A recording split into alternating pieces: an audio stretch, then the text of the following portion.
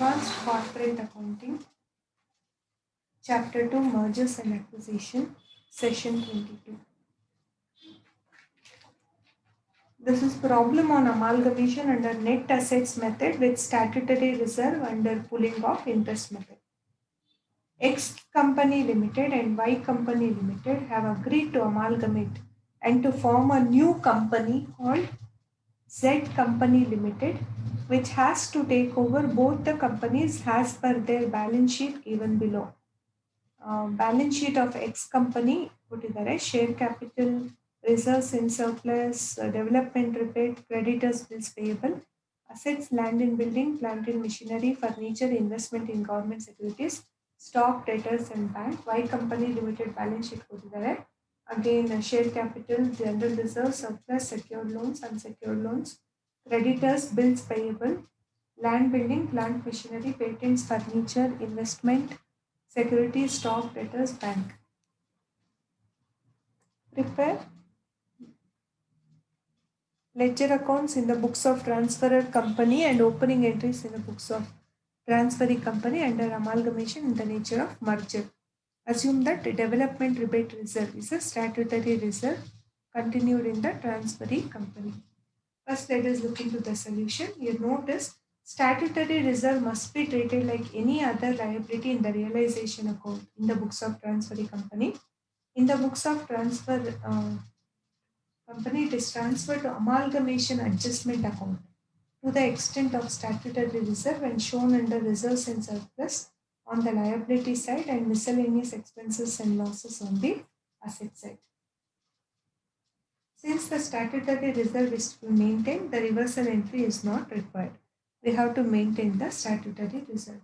Step 1, first solution and step 1 in the start ಮಾಡೋಣ. What is the step 1? Calculation of purchase consideration. So your solution starts here.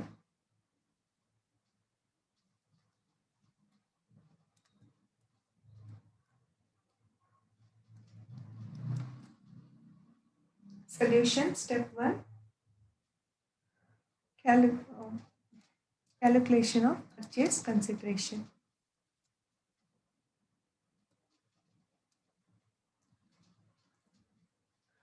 Since no details has been specified, no lump sum amount given, so we have to work out in a net assets method. So how do you calculate net assets method for purchase consideration? You have to add all the assets and you have to less the liabilities. So first let us consider like this. X company and Y company, assets and liabilities given in the balance sheet. Take a total of the assets and less all the liabilities.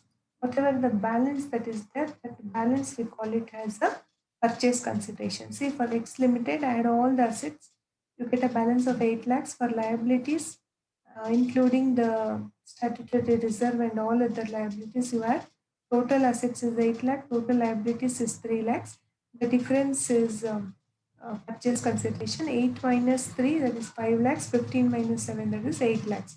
Purchase consideration of X company is 5 lakh and purchase consideration of Y company is 8 lakhs. They have to add all the asset, land, building, plant, machinery, furniture, patents, investment, stock, debtors, bank balance, and we have to less all the liabilities including the statutory reserve. Development rebate reserve, secured loans, unsecured loans, creditors, bills payable, general reserve, profit and loss account, total liabilities. The difference of A and B is your purchase consideration. There is no specification about the mode of discharge of purchase consideration. If nothing is given, all the amount of purchase consideration should be discharged in the mode of equity shares only. So we are issuing equity shares 5 lakhs for X company and 8 lakhs for Y company. Now in the books of X Limited transferred company, we have to first prepare the realization account, debit all the assets, credit all the liabilities and reserve. You can check the total. Here it is tallied. So you don't have any balance for the equity shareholders account, either on the debit or credit side. Here the realization account is tallied with the assets, liabilities and purchase consideration amount. Then X Company Limited, realization account, purchase consideration 5 lakhs. It is discharged in the mode of equity shares. And equity shares account, there is no balance from the realization account. So shares is 5 lakhs and a realization account purchase consideration is also 5 lakhs. Same with Y Limited. Debit all the assets and credit all the liabilities. And again the amount remains the same.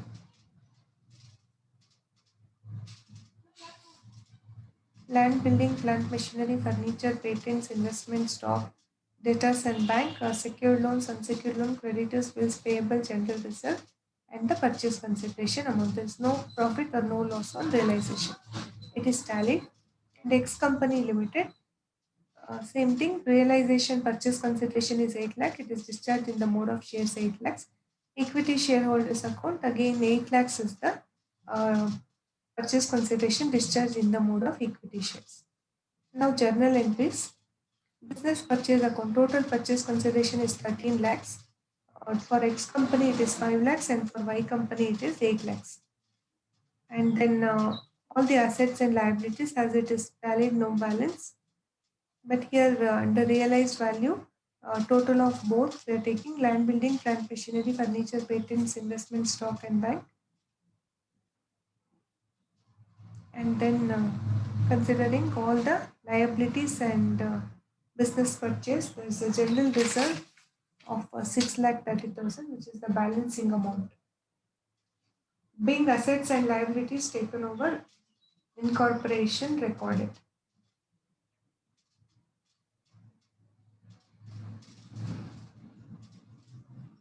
Next, it is the mode of discharge. Liquidator of X company 5 lakh and liquidator of Y company 8 lakh. Total purchase consideration is 13 lakhs. Now revised balance sheet. Authorized is 25 lakhs. Total of equity shares issued for the new company is 13 lakhs.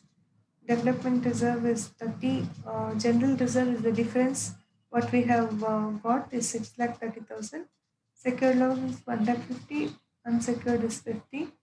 Creditors 1,10,000 and bills payable is 60. Land, building, plant, machinery, furniture, patent, and all other assets will remain the same. It is the addition of both X and Y company.